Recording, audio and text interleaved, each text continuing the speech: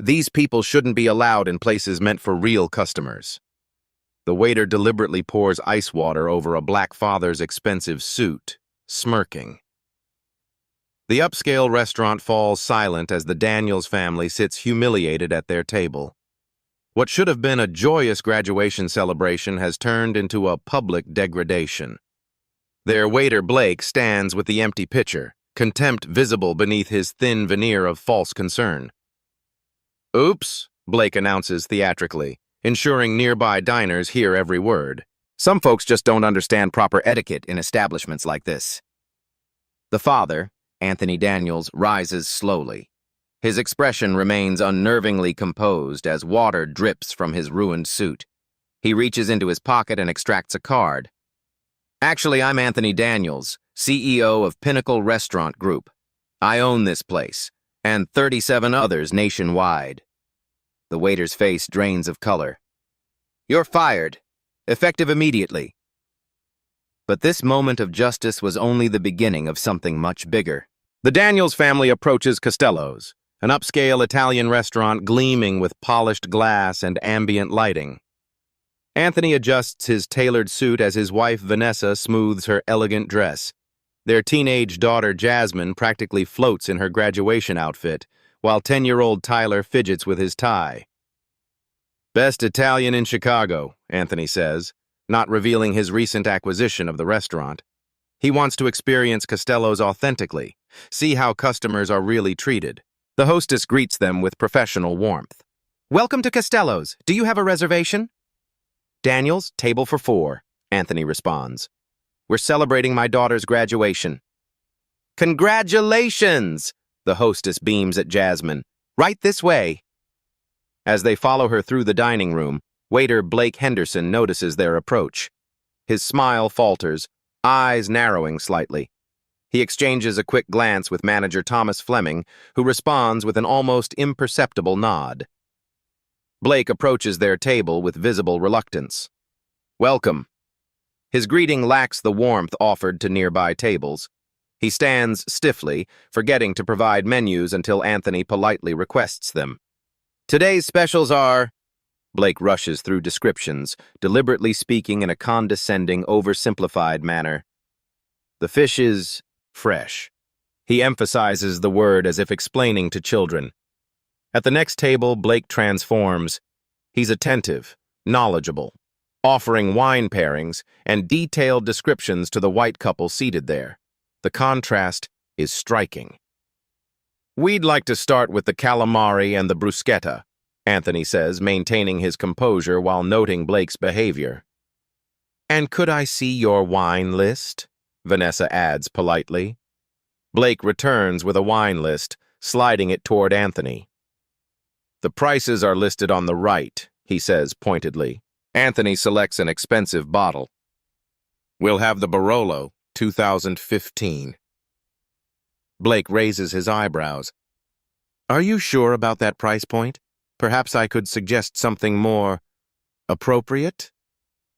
Anthony meets his gaze steadily. "The Barolo will be fine, thank you."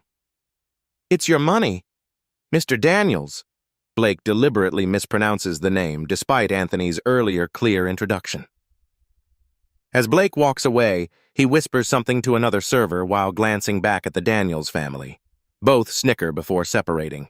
Tyler looks up at his father. "Dad, why is that man being weird?" Anthony places a reassuring hand on his son's shoulder. "Some people have trouble seeing past their own prejudices, son." What the server doesn't realize is that every slight is being mentally cataloged by someone who has the power to do something about it. The Daniels family approaches Costello's, an upscale Italian restaurant gleaming with polished glass and ambient lighting. Anthony adjusts his tailored suit as his wife Michelle smooths her elegant dress. Their teenage daughter Jasmine practically floats in her graduation outfit, while 10-year-old Tyler fidgets with his tie. "Best Italian in Chicago," Anthony says, not revealing his recent acquisition of the restaurant. He wants to experience Costello's authentically, see how customers are really treated. The hostess greets them with professional warmth. "Welcome to Costello's. Do you have a reservation?" Daniels, table for 4, Anthony responds. We're celebrating my daughter's graduation. Congratulations, the hostess beams at Jasmine. Right this way. As they follow her through the dining room, waiter Blake Henderson notices their approach. His smile falters, eyes narrowing slightly. He exchanges a quick glance with manager Thomas Fleming, who responds with an almost imperceptible nod. Blake approaches their table with visible reluctance. Welcome. His greeting lacks the warmth offered to nearby tables. He stands stiffly, forgetting to provide menus until Anthony politely requests them. Today's specials are... Blake rushes through descriptions, deliberately speaking in a condescending, oversimplified manner. The fish is... fresh. He emphasizes the word as if explaining to children. At the next table, Blake transforms. He's attentive, knowledgeable, offering wine pairings and detailed descriptions to the white couple seated there. The contrast is striking. We'd like to start with the calamari and the bruschetta, Anthony says, maintaining his composure while noting Blake's behavior. And could I see your wine list? Michelle adds politely. Blake returns with a wine list, sliding it toward Anthony. The prices are listed on the right, he says pointedly. Anthony selects an expensive bottle. We'll have the Barolo 2015. Blake raises his eyebrows. Are you sure about that price point? Perhaps I could suggest something more appropriate? Anthony meets his gaze steadily. The Barolo will be fine, thank you. It's your money, Mr. Daniels. Blake deliberately mispronounces the name despite Anthony's earlier clear introduction. As Blake walks away, he whispers something to another server while glancing back at the Daniels family. Both snicker before separating. Tyler looks up at his father. Dad, why is that man being weird? Anthony places a reassuring hand on his son's shoulder. Some people have trouble seeing past their own prejudices, son. What the server doesn't realize is that every slight is being mentally cataloged by someone who has the power to do something about it. Blake approaches with a tray of appetizers, deliberately avoiding eye contact with the Daniels family. He sets down plates of stuffed mushrooms and fried zucchini, neither of which they ordered. Enjoy your appetizers, he says curtly, already turning to leave. Excuse me? Anthony calls, his voice level. We ordered the calamari and bruschetta. Blake turns back, eyebrows raised in exaggerated surprise. No, you ordered these items. He speaks louder, as if volume will make his lie more convincing. Perhaps you misunderstood the menu descriptions? Several diners at nearby tables glance over. Jasmine sinks lower in her seat, her graduation celebration tainted by unwanted attention. Anthony remains perfectly composed, though Michelle notices the slight tightening of his jaw. I understand the menu perfectly, Anthony responds, opening it and pointing. Calamari fritti and bruschetta classica. These are neither. Blake's eyes narrow. I'll check with the kitchen, he says, tone suggesting the mistake couldn't possibly be his. As he collects the incorrect dishes, his movements are deliberately abrupt, jostling the table and nearly spilling their water glasses. Across the restaurant, manager Thomas observes the interaction. He makes no move to intervene, instead leaning against the bar with arms folded, watching the scene unfold with apparent amusement. Maybe we should go somewhere else, Michelle suggests quietly. This isn't how we should be celebrating Jasmine's achievement. Anthony subtly shakes his head. Under the table, he discreetly types a message on his phone. Why is he being so mean? Tyler whispers, confusion evident in his young voice. Anthony places his napkin in his lap, eyes never leaving Blake's retreating form. Sometimes, Tyler, people judge others without knowing anything about them. But it's important that we maintain our dignity and show that their behavior doesn't diminish our worth. Blake returns minutes later with the correct appetizers. As he leans over to place the bruschetta, he deliberately drops breadcrumbs onto Anthony's shoulder. Oh, so sorry, Blake says with theatrical insincerity.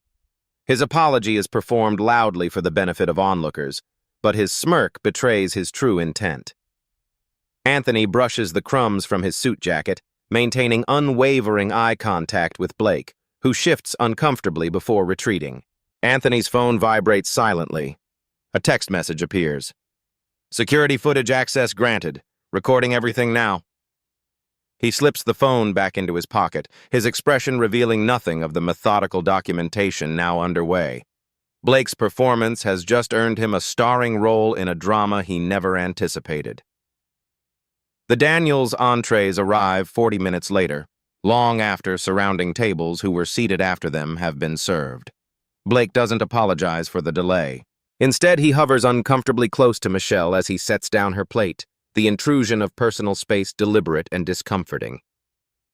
Is there anything else you people need? Blake emphasizes the phrase with subtle disdain. When Anthony requests more bread, Blake sighs dramatically. I'll see what I can do. The bread never arrives. Throughout the restaurant, several staff members observe the situation with varying reactions. A few servers exchange uncomfortable glances but remain silent. One young server, a black woman with a name tag reading Tiana, watches with evident distress, though she keeps her distance, eyes darting nervously toward manager Thomas. Tyler drops his fork accidentally, the clatter drawing attention from nearby tables. Before Anthony can retrieve it, Blake materializes, making a theatrical production of cleaning up. Let me get that for you, he announces loudly. In establishments like Castello's, we typically hold our utensils like this. He mimes proper etiquette with exaggerated movements, looking pointedly at Anthony and Michelle. Perhaps the parents could demonstrate proper dining etiquette for their children? Jasmine stares at her plate, her graduation celebration thoroughly ruined. The achievement she'd worked so hard for now overshadowed by this public humiliation. Michelle reaches for her daughter's hand under the table, squeezing it reassuringly. Our children have excellent manners, Anthony states calmly. Accidents happen to everyone. Blake retreats momentarily only to return with a replacement fork, dropping it carelessly on the table rather than placing it properly. Throughout the meal, he checks on surrounding tables frequently, deliberately bypassing the Daniels family.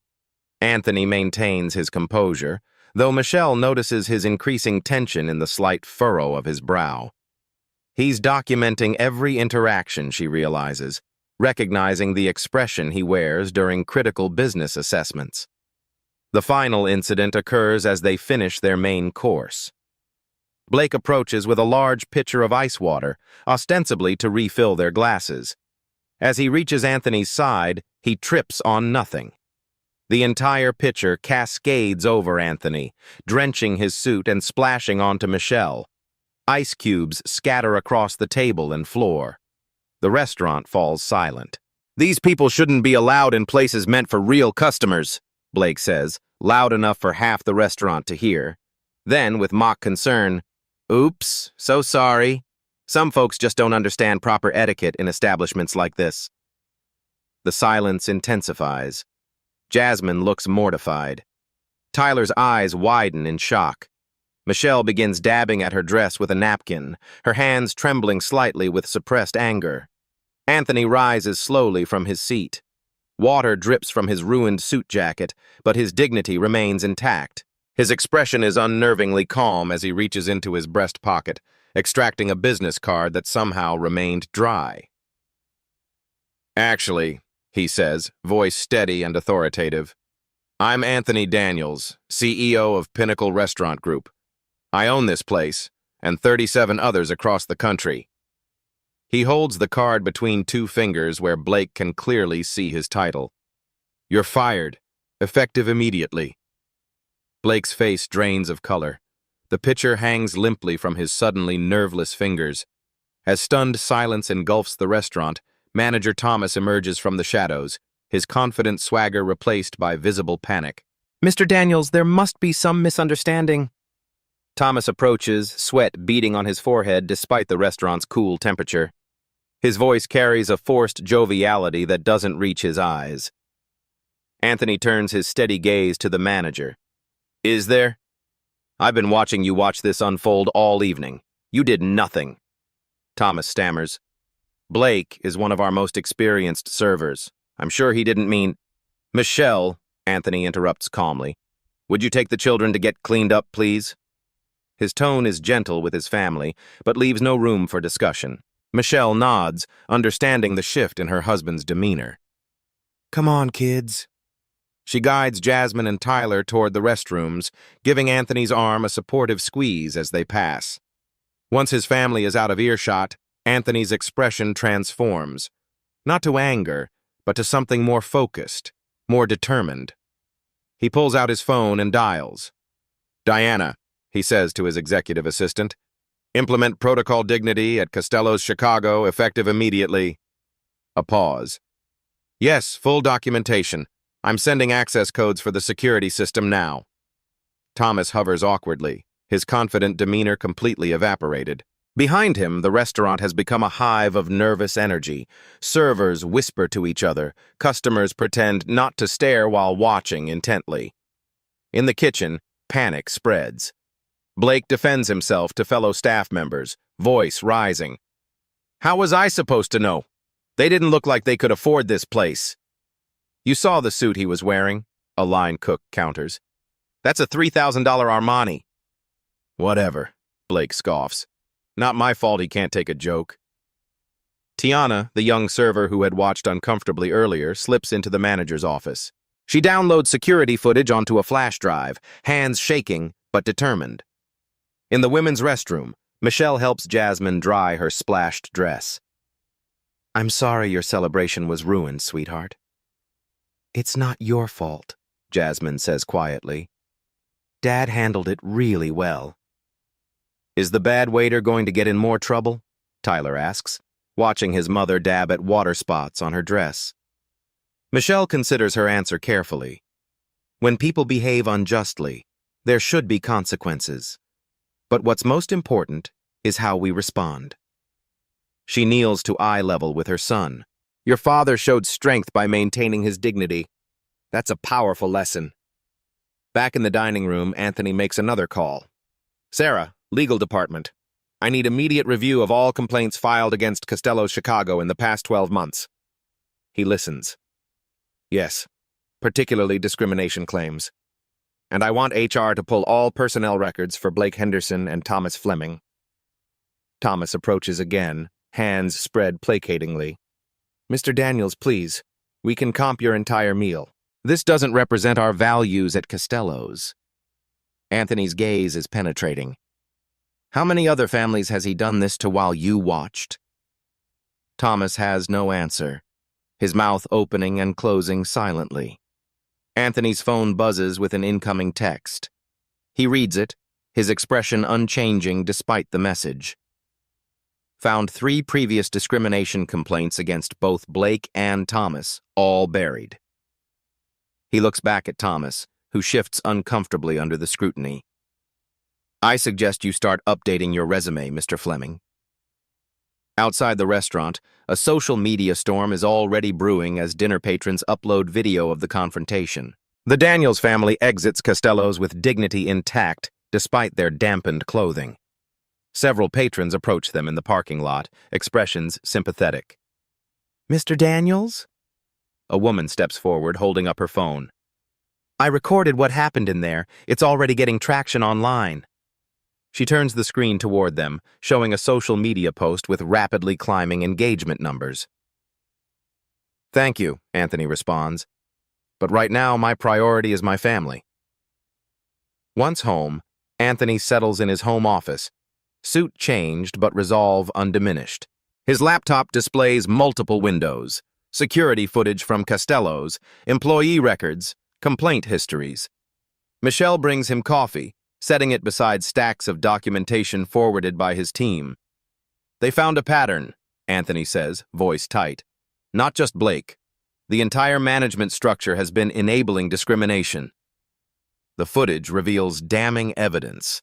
Blake's behavior toward the Daniels family isn't an isolated incident. Thomas appears in several clips, observing similar treatment of other minority customers without intervention. 3 formal complaints in the past year alone, Anthony notes, scrolling through HR documentation, all dismissed as misunderstandings or customer overreactions. Michelle studies the files over his shoulder. Former employees? 5 terminated after reporting discriminatory practices. Anthony highlights sections of exit interviews. All pressured to sign NDAs. His phone rings. The regional director, Cameron Walsh. Anthony? Terrible misunderstanding tonight. Cameron begins without preamble, voice professionally concerned yet somehow dismissive. Blake Henderson has been with us for years, exemplary service record. I'm sure we can resolve this without drastic measures. Anthony listens silently, allowing the nervous monologue to continue. One bad employee shouldn't reflect on the entire establishment, Cameron continues. We could transfer him to another location. This isn't about one waiter, Anthony interrupts calmly. This is systemic. A full corporate investigation begins tomorrow. That seems excessive for 3 buried discrimination complaints, 5 terminated whistleblowers, security footage showing a pattern of behavior. Would you like me to continue?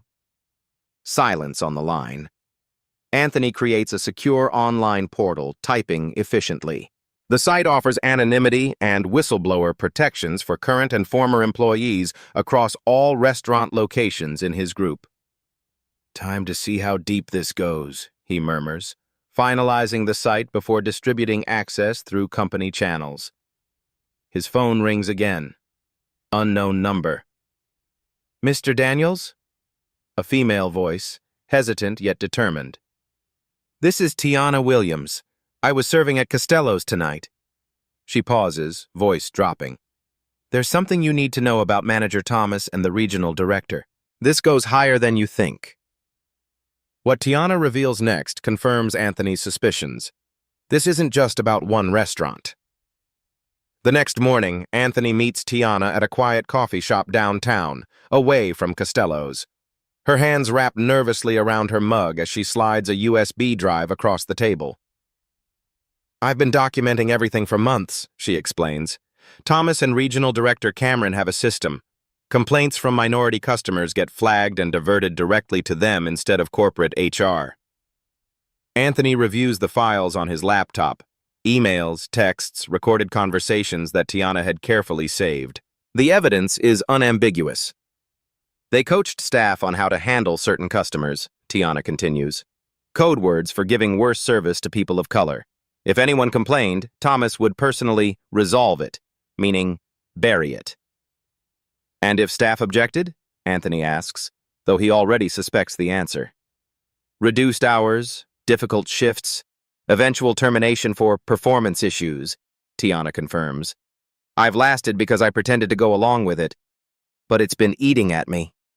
Back at Pinnacle headquarters, Anthony convenes his executive team. The conference room screens displayed damning statistics from their HR review. 47% of discrimination complaints company-wide were improperly handled, the HR director reports. 23 employees across 12 locations were terminated after reporting racist treatment.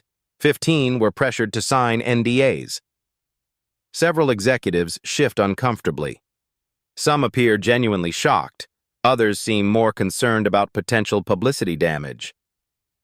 This extends beyond Costello's, Anthony states. We have a cultural problem that requires immediate, systemic action. Chief Marketing Officer Philip Bennett raises concerns about brand reputation.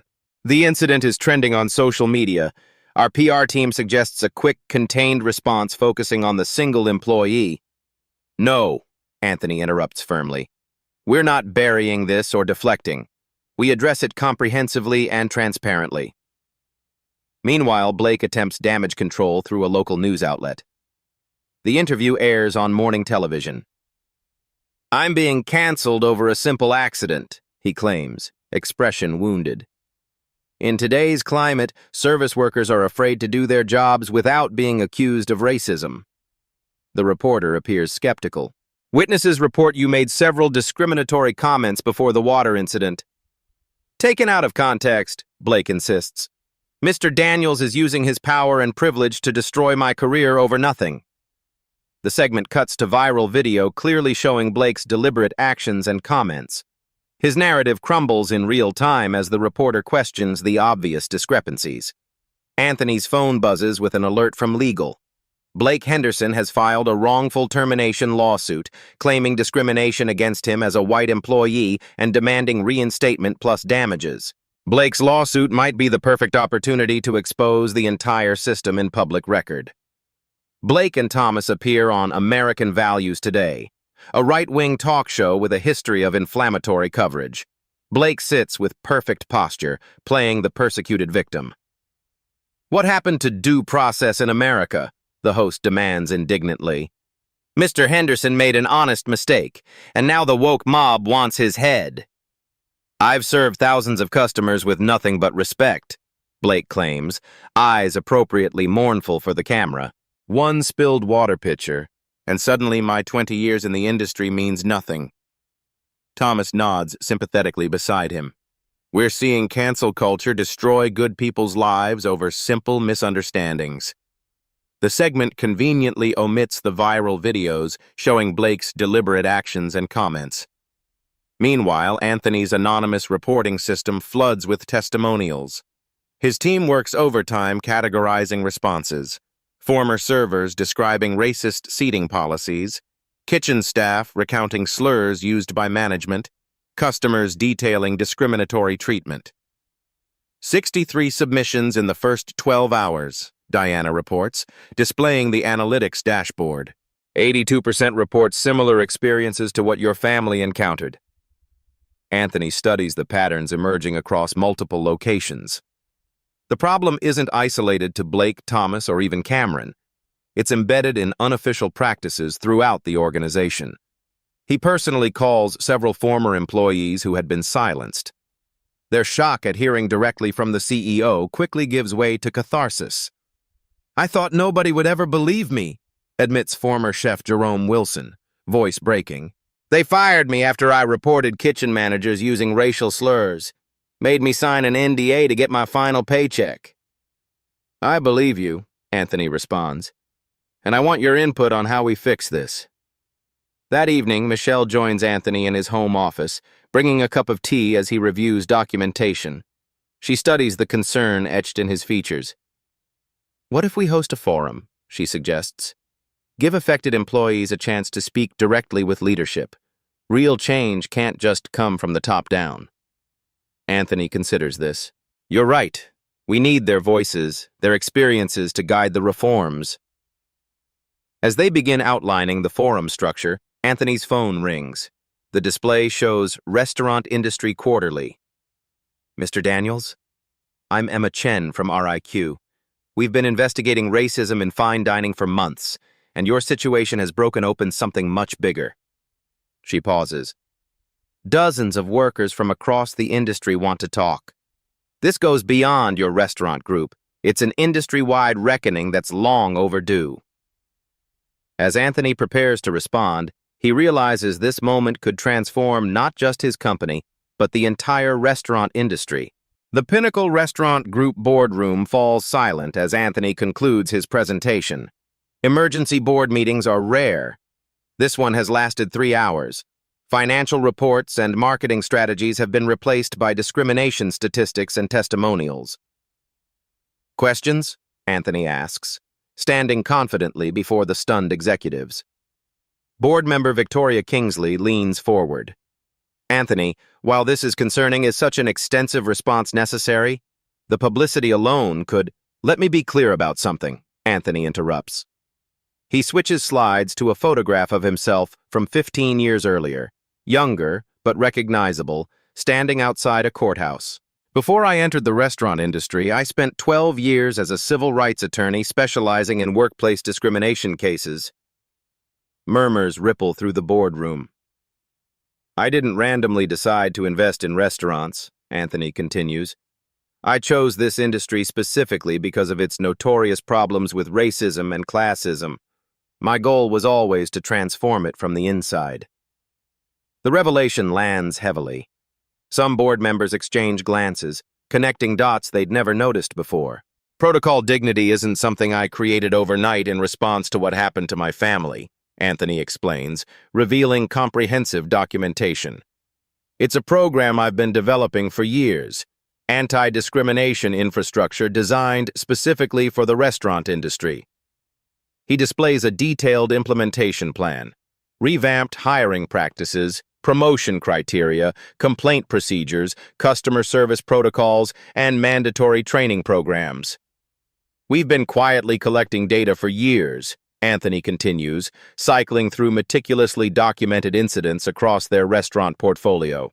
What happened to my family confirmed what our data already showed. This is systemic. The chief financial officer raises concerns about implementation costs. Consider the costs of not acting, Anthony counters. Legal liabilities, staff turnover, reputation damage, lost customers. Discrimination is expensive. Inclusion is profitable. The vote is unanimous. Protocol dignity will be implemented company-wide, effective immediately. That evening, Anthony finds Michelle in their bedroom, reading through employee testimonials he'd brought home. "These are heartbreaking," she says. "So many people experienced what we did, but without the power to do anything about it." Anthony sits beside her, shoulders heavy with responsibility. "I keep thinking, if this happens to us, with all our privilege and position, what happens to families without that protection?" Michelle takes his hand. "That's exactly why you're in this position. Your experiences as a black man and your skills as an attorney created this opportunity. Now you're using it." "I didn't want our family to become the example," Anthony admits, especially not Jasmine. Her graduation celebration became a lesson in how the world still sees us. She asked to speak at the employee forum, Michelle reveals. She wants to share her perspective as both a black teenager and the daughter of the CEO. Anthony's surprise gives way to pride. "She's braver than I was at her age." "She has you as an example," Michelle responds. "She watched you respond with dignity and strategic action rather than just anger." Their conversation is interrupted by Jasmine knocking on the doorframe. "Dad, can I show you what I'm thinking of saying at the forum?" Anthony feels a complex mix of emotions, pride in his daughter's courage, regret that she needs such courage in the first place, determination to create meaningful change. "Of course," he says, making room for her to join them. The next morning, as final preparations for the employee forum are underway, Anthony receives word that several major restaurant groups are anxiously monitoring his next moves. Some have already begun quietly reviewing their own practices, concerned about becoming the next exposed case. In his office, Anthony reviews Jasmine's speaking notes. Her perspective is powerful, describing how it felt to have a celebration of her academic achievement transformed into a lesson in racial discrimination. Her words capture something statistics cannot: the human cost of allowing such behavior to continue. "This is excellent," he tells her. "Your voice will make a difference." "Do you think anything will really change?" Jasmine asks, the weight of the question revealing her awareness beyond her years. Anthony considers his answer carefully. "Systems don't change overnight, and some people never change their hearts. But we can change structures, policies, expectations, and consequences. We can make discrimination expensive and difficult while making inclusion valuable and rewarding." "That's not very inspirational, Dad," Jasmine observes with a hint of a smile. "The truth rarely fits on an inspirational poster," Anthony replies. "But here's another truth. Change happens when those with power use it to amplify the voices of those without it. Your voice matters, Jasmine. People will listen because of who I am, but they'll remember because of what you say." As father and daughter prepare to change their industry together, the ripple effects of one waiter's actions are about to become a tidal wave. The lawsuit lands with a thud on Anthony's desk. Blake Henderson vs. Pinnacle Restaurant Group claims wrongful termination, defamation, and reverse discrimination. Blake demands reinstatement, back pay, and punitive damages. "He's serious about this?" Anthony asks Sarah Chen, Pinnacle's chief legal officer. "He found an attorney willing to take it on contingency," Sarah explains. "They're playing to media narratives about cancel culture, but legally?" She shakes her head. "It's meritless." 3 days later, Blake's attorney withdraws from the case after Sarah presents their evidence. Security footage from multiple angles, documented pattern of complaints, testimony from other staff members, and Blake's own incriminating statements to coworkers. "Your client lied to you," Sarah informs the attorney during their conference call. "We have him on record telling kitchen staff he deliberately targeted the Daniels family." The employee forum transforms Pinnacle's headquarters. The main conference center, typically reserved for shareholder meetings, now hosts current and former employees from across the restaurant group. The space buzzes with nervous energy as Anthony takes the stage. "Thank you for your courage in being here today," he begins. "Some of you risked jobs, references, even violated NDAs to speak truth. That stops now. Pinnacle is voiding all non-disclosure agreements related to discrimination or harassment claims, effective immediately." A ripple of surprise moves through the audience. "We're here to listen," Anthony continues, "because meaningful change requires understanding the full extent of the problem. Your experiences aren't isolated incidents. They're evidence of systemic failures that we're committed to addressing." Over the next 3 hours, employees share experiences that confirm the problem extends far beyond one restaurant or manager. A former host describes being instructed to seat white customers in preferred sections. A bartender recounts managers discussing which servers were appropriate for serving VIPs. A line cook describes racial slurs used casually in kitchens. When Jasmine Daniels steps to the microphone, the room grows exceptionally quiet. "I'm here because what happened to my family isn't unique," she begins, voice steady despite her youth. "The only difference is that my dad was in a position to do something about it." She describes watching her graduation celebration transform into a public humiliation. "I was proud of my accomplishments that day. I'd worked hard, but in that restaurant, none of that mattered. What mattered was how we looked." Her perspective lands with particular impact. The innocent celebration tainted by discrimination, viewed through a teenager's eyes. "What happened to us made the news because of who my dad is. But it happens to families every day. The difference is, most people don't own the restaurant." After the forum, Anthony announces comprehensive reforms. An independent review board will oversee discrimination complaints. Anti-bias training becomes mandatory for all employees. Hiring and promotion policies are overhauled to address systemic inequities. Anonymous customer feedback systems are implemented with specific metrics tracking equal treatment. Several executives who had been complicit in covering up previous complaints quietly submit their resignations rather than adapt to the new standards. Cameron Walsh, the regional director who buried complaints at Costello's, attempts to negotiate a generous severance package. "I've been with Pinnacle for 15 years, he argues in Anthony's office. "My record speaks for itself." "Indeed it does," Anthony responds, sliding a folder across the desk. 327 complaints processed under your supervision. 84% from minority customers or staff were dismissed without investigation. Only 12% of complaints from white customers received the same treatment. He closes the folder. "Your severance is 2 weeks' pay. Standard for termination with cause." New leadership emerges. Anthony promotes Tiana Williams from server to a newly created corporate role focused on restaurant culture and inclusion. Her first task, developing metrics to track progress on equity goals across all locations. Media coverage intensifies as Restaurant Industry Quarterly publishes its major investigation. The article features Anthony's case prominently, but reveals discrimination as endemic throughout fine dining. Former employees from other restaurant groups come forward with similar stories, inspired by Pinnacle's transparency. The Daniels incident was a tipping point, the article concludes. What began as one waiter's racist actions has exposed an industry-wide problem that can no longer be ignored. Anthony leverages his influence with suppliers and industry associations, making it clear that Pinnacle will prioritize partnerships with companies that share their commitment to equity.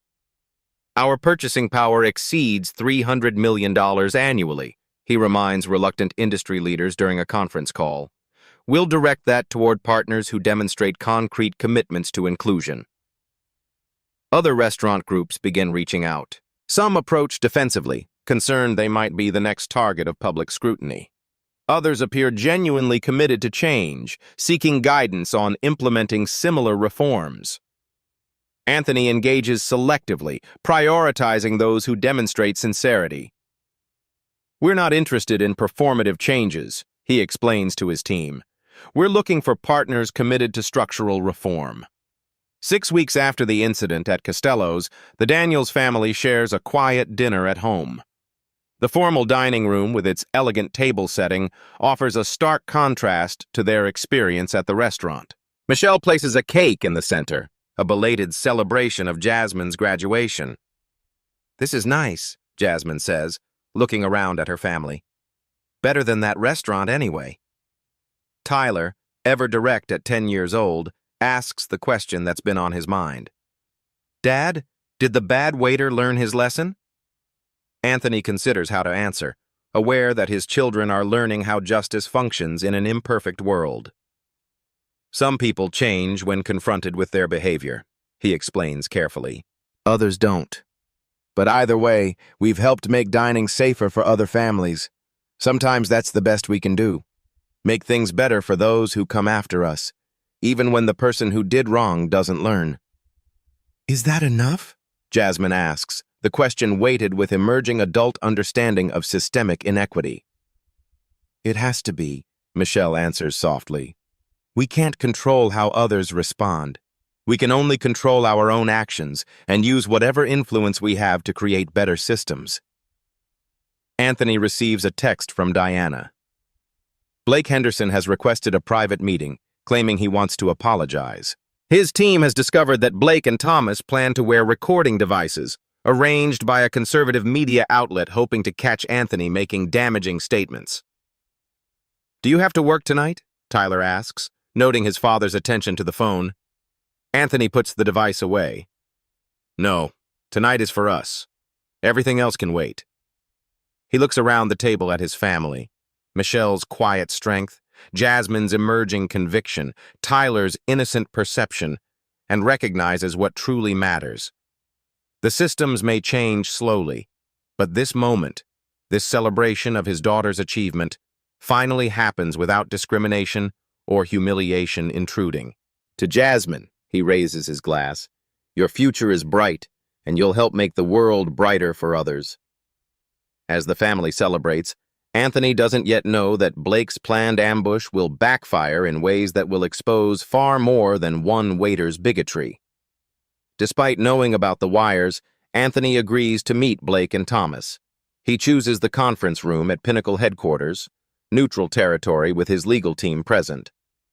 "Record everything," he instructs security, "openly and transparently."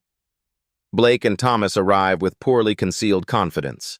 Their expressions falter when they see the recording equipment prominently displayed on the conference table. "Welcome," Anthony greets them.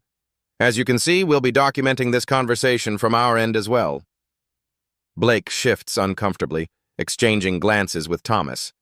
The hidden recording devices in their breast pockets suddenly feel obvious, their plan to capture out-of-context statements already compromised. "Mr. Daniels," Blake begins, tone carefully contrite. "I wanted to personally apologize for the unfortunate incident at Costello's. My actions were inappropriate, and I deeply regret how I treated your family." Thomas nods earnestly. "We both recognize that mistakes were made, and we're committed to learning and growing from this experience." Anthony listens silently, allowing them to continue their performance. When they finish, he opens a folder containing printed documents, photographs, and transcripts. "I appreciate you coming today," he responds evenly. "Before we continue, I'd like to share some information." He lays out evidence methodically. Security footage showing Blake's deliberate water spill, transcripts of Blake's discriminatory comments to other staff, documentation of Thomas enabling similar behavior with other customers, testimony from former employees who experienced harassment. "This isn't about one incident with my family," Anthony explains calmly. "This is about a pattern affecting dozens of people over years." Blake's rehearsed contrition begins to crack. Thomas stares at the evidence, particularly the documentation tying him to Cameron Walsh's systematic burial of complaints. "You have two options," Anthony continues. Participate honestly in a restorative justice process with those you've harmed, or face a public legal battle you cannot win. I'm not interested in punishment for its own sake. I want accountability and change. Thomas glances at the door, visibly calculating his options. Blake's face flushes red. Restorative justice? Blake scoffs, mask of remorse evaporating. You mean public humiliation? Self-flagellation for the crime of spilled water? For the crime of deliberate discrimination, Anthony corrects. Against my family and many others. This is ridiculous, Blake snaps, rising from his chair. You people always make everything about race. I've served all kinds of customers for 20 years. You people? Anthony repeats quietly. Blake's composure disintegrates completely. Yes! You people playing the race card whenever something doesn't go your way. I didn't do anything wrong. You're just another entitled The slur hangs in the air. Thomas physically recoils from Blake, suddenly desperate to create distance. I think we have what we need, Anthony says to his legal team. He turns back to Blake. That performance might have worked for your media friends, but you just revealed your true character on multiple recordings. The planned ambush piece by the conservative outlet never airs. Instead, they quietly distance themselves from Blake, whose unedited outburst proves too toxic even for their audience. Thomas, seeing the inevitable outcome, distances himself from Blake as well. I want to take the restorative justice option, he tells Anthony as they leave. I was wrong. I enabled this culture, and I need to make amends. Over the following weeks, Thomas participates in anti-bias education and begins the difficult work of making amends. He meets with former employees who experienced discrimination under his management, listening to their experiences without defensiveness. Blake refuses the restorative justice path, instead doubling down on claims of victimhood. His media appearances grow increasingly fringe as mainstream outlets avoid him. Former colleagues and customers come forward with additional accounts of his behavior from previous workplaces. When Blake applies for positions at other restaurants, his reputation follows him. Managers Google his name and find the viral videos, his discriminatory outburst in Anthony's office, and testimonials from former coworkers. Doors close before he can even interview. 6 months later, Thomas speaks at an industry conference on recognizing and addressing unconscious bias in restaurant management. He doesn't portray himself as a hero or seek redemption narratives. He simply shares what he learned through his mistakes and the harm they caused. I was part of the problem, he admits to the audience. Now I'm trying to be part of the solution. As Thomas concludes his presentation, a legislative aide in the audience makes notes for an upcoming committee hearing on discrimination in public accommodations. The Illinois State Capitol hearing room buzzes with anticipation.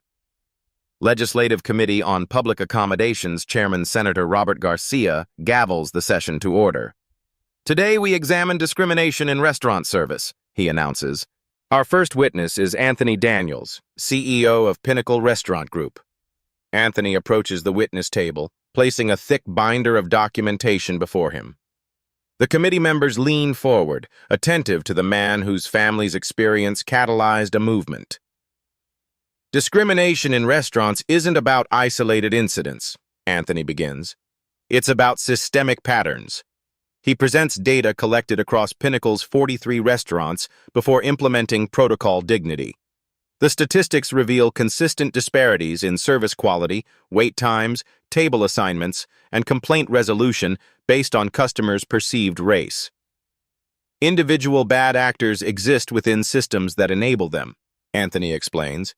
Both must be addressed simultaneously.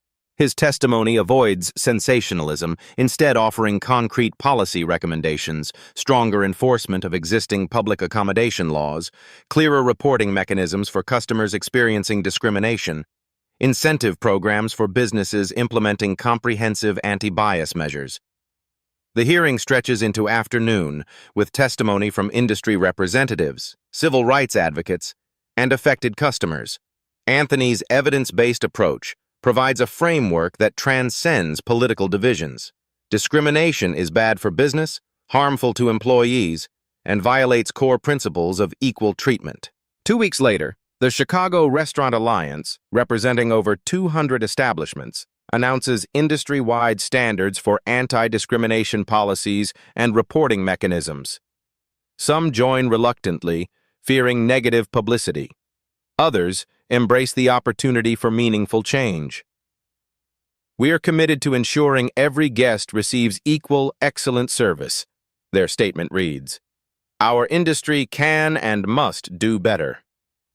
Restaurant Industry Quarterly receives the James Beard Foundation Journalism Award for their investigation into racism in fine dining. Their reporting expands to cover other forms of discrimination, including against disabled patrons and LGBTQ+ employees. What began with the Daniels family has sparked broader examination of hospitality practices. Tiana Williams, now Pinnacle's Director of Inclusive Excellence, implements a certification program for restaurants meeting rigorous anti-discrimination standards. The Dignity Certified designation quickly becomes a mark of quality that conscious consumers seek when choosing dining destinations. "It's not just about avoiding negative incidents," Tiana explains in a business magazine profile. "It's about creating consistently excellent experiences for all guests, regardless of background." Pinnacle's restaurants see increased business and improved employee retention as their commitment to equity becomes known. Exit interviews reveal staff feel pride working for an organization with clear values and accountability. Anthony establishes a scholarship and training program specifically designed to create pathways to restaurant ownership for underrepresented groups. The initiative addresses the industry's persistent ownership disparities by providing capital, mentorship, and business development resources. "Changing who serves is important," Anthony explains at the program launch. "Changing who owns and leads is essential." Industry publications track the Daniels effect as it ripples through restaurant culture. Surveys show increased awareness of discrimination among both customers and management. Reporting mechanisms become standard practice. Training programs evolve beyond superficial diversity exercises to address structural barriers and unconscious bias. The changes aren't universal or perfect.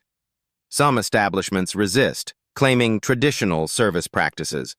Others implement performative changes without addressing underlying culture. But the direction of progress becomes clear and increasingly difficult to ignore.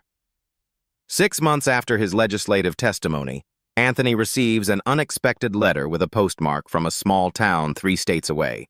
The careful handwriting belongs to Thomas Fleming, whose journey from enabler to advocate has taken an unexpected turn. Anthony studies the letter, recognizing Thomas Fleming's name on the return address. He opens it carefully, uncertain what to expect. "Dear Mr. Daniels," it begins, "I've completed the restorative justice program and anti-bias education we discussed. These past months have transformed my understanding of discrimination and my role in perpetuating it." Thomas explains his journey, the difficult conversations with former employees he'd failed, the painful recognition of patterns he'd ignored, the gradual dismantling of justifications he'd built to protect himself from accountability. "I'll never fully comprehend the harm I caused," Thomas writes, "but I'm committed to preventing others from experiencing it. I've begun working with Restaurant Equity Alliance, training management staff on recognizing and addressing discriminatory practices." Anthony shares the letter with his family that evening. They gather in the living room, the space warm with familial comfort that contrasts sharply with their experience at Costello's. "Do you believe him?" Jasmine asks, skepticism evident in her voice. "I believe people can change," Anthony answers carefully. "But that change is demonstrated through consistent actions, not just words." Tyler, now 11, considers this. "I hope he's really a good person now." Michelle watches her son's earnest expression.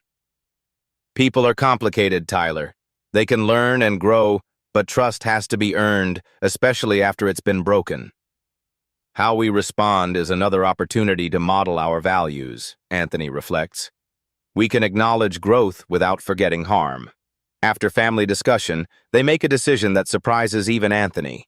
They will return to Costello's, not to test Thomas's sincerity, but to see for themselves how the restaurant has transformed. The following weekend, they approach the familiar facade of Costello's. The restaurant has been completely renovated, not just physically, but operationally. Under new management, the staff reflects Chicago's diversity. The atmosphere feels genuinely welcoming.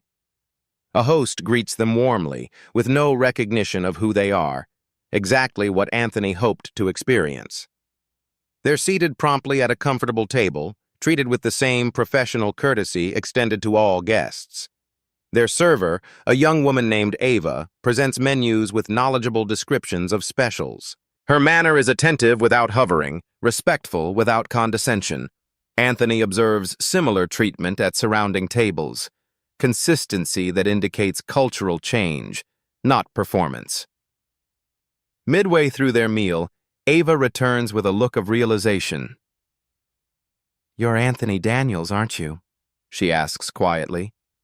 "The CEO?" Anthony acknowledges his identity, prepared for the interaction to change. Instead, Ava simply says, "Thank you. The changes your company made have transformed this workplace. It's the best restaurant I've ever worked in." As they enjoy dessert, the celebration they originally intended finally happening in a space where they're treated with dignity, Jasmine makes an observation that strikes Anthony deeply. "What happened to us was just one visible instance of what many people experience without the power to drive change," she says. "We had a platform most don't have." Anthony nods, acknowledging this privilege and responsibility.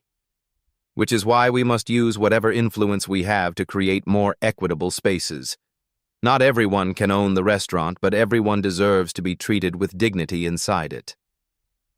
They toast to Jasmine's graduation again, the celebration reclaimed and transformed. The water stays firmly in glasses, served with respect by staff who see them as valued guests rather than unwelcome intruders. True power isn't in a title or wealth, Anthony reflects, watching his family enjoy a moment that should have been theirs all along. It's in using whatever influence you have to ensure dignity for everyone. Michelle squeezes his hand under the table, a silent acknowledgement of the journey they've traveled together, from humiliation to transformation, from individual incident to systemic change. The check arrives with a simple note. "Congratulations on your graduation, Jasmine. Your family's courage changed everything." 1 year later, Anthony stands at the podium of the National Restaurant Association's annual conference. The audience, owners, managers, and industry leaders from across the country, listens attentively as he presents data from Pinnacle's first full year implementing Protocol Dignity. "The numbers tell a clear story," Anthony explains, gesturing toward the projected graphs. "Customer satisfaction up 37%. Employee retention improved by 41%. Discrimination complaints down 96%. He pauses, allowing the statistics to register. But most importantly, these aren't just metrics. They represent real human experiences, people being treated with the dignity they deserve. Across town, Blake Henderson stocks shelves at a convenience store, his restaurant career effectively over. A television mounted near the ceiling plays footage of Anthony's keynote speech. Blake watches briefly, expression hardening, before turning away. His bitterness remains, but his ability to inflict harm on customers has been neutralized. The industry has moved forward without him. At Northwestern University, Jasmine Daniels leads a meeting of Equal Table, the student organization she founded focusing on addressing discrimination in campus dining services. The group has already successfully advocated for anonymous reporting systems and inclusive hiring practices. "It's not enough to react after incidents occur," she tells the gathered students, echoing her father's methodical approach. "We need proactive systems that prevent discrimination from happening in the first place." Anthony joins a private dinner with restaurant owners who have adopted versions of Protocol Dignity. The atmosphere is collaborative rather than competitive, a shared commitment to transforming industry culture. "We've made progress," says Gabriela Morales, owner of an upscale Mexican restaurant group. But we're still facing resistance from old guard establishments claiming customers prefer traditional service. Traditional for whom? Responds James Liu, whose family owns a successful chain of fusion restaurants. Our customers appreciate knowing everyone receives equal treatment. It's become a selling point. The conversation turns to next steps, expanding their focus to address wage disparities, advancement barriers, and supplier diversity. What began with one incident has evolved into a comprehensive movement for equity throughout the food service ecosystem. Back home, the Daniels family hosts dinner for an expanded circle that includes Tiana, now a rising executive, and several key figures in their journey. The dining table that once served as a space to process humiliation now hosts celebration of collective achievement. Tyler, growing increasingly perceptive at 11, asks the question that brings the room to thoughtful silence. Would all this have happened if that waiter hadn't been mean to us? Anthony considers his son's question. Sometimes meaningful change begins with painful moments, he responds. But what matters isn't how it starts. It's who chooses to stand up, speak out, and do the difficult work of creating better systems. He looks around at the gathered faces, family, colleagues, allies who became friends through shared purpose. Dignity isn't a privilege, Anthony concludes. It's a right that must be defended for all. How would you have handled this situation differently? Let us know your thoughts in the comments below. If you enjoyed this story of justice and transformation, don't forget to like this video and subscribe to Beat Stories for more powerful real-life dramas that will leave you inspired. Hit that notification bell so you never miss our newest uploads. Your support helps us continue sharing these important stories of courage and dignity.